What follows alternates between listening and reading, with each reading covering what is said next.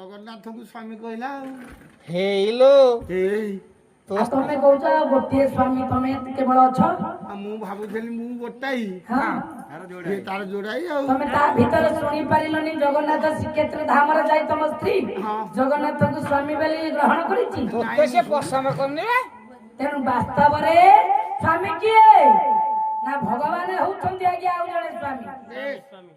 ବର୍ତ୍ତମାନ ତମେ ଏଠି ଅଛ ତମ ସ୍ତ୍ରୀ ନିକଟରେ ସେ ସ୍ୱାମୀ ଜଣକ ଅଛନ୍ତି ବସିଛନ୍ତି ତା ସାଙ୍ଗରେ ଖାଉଛନ୍ତି ସବୁ କିଛି କରୁଛନ୍ତି ତାଙ୍କ ସହିତ।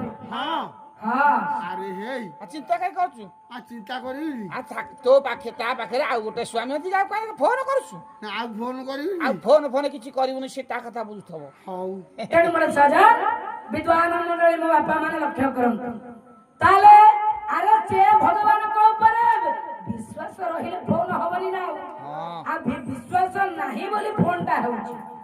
ଯେତେବେଳେ ଆମେ କୌଣସି ଆଜ୍ଞା ଦୂର ଯାତ୍ରାକୁ ଯାଉଛେ ଶ୍ୱଶୁର ଘର ଯାଉଛେ କୌଣସି ଆଜ୍ଞା କର୍ମକ୍ଷେତ୍ରରେ ଧର ଦୂର ବାଟ ଆମେ ଯାଉଛେ ଆଚ୍ଛା ବସରେ ଯାଇକି ମୋ ମା ବସୁଛ ବସରେ ବସୁ ବସୁ ଦୂର ଯାତ୍ରା କରୁଛ ଘୁମେଇ ପଡୁଛ ନା ନାଇଁ ଟିକେ ଆଖି ଲାଗି ଯାଉଛି ଶୋଇ ପଡୁଛ।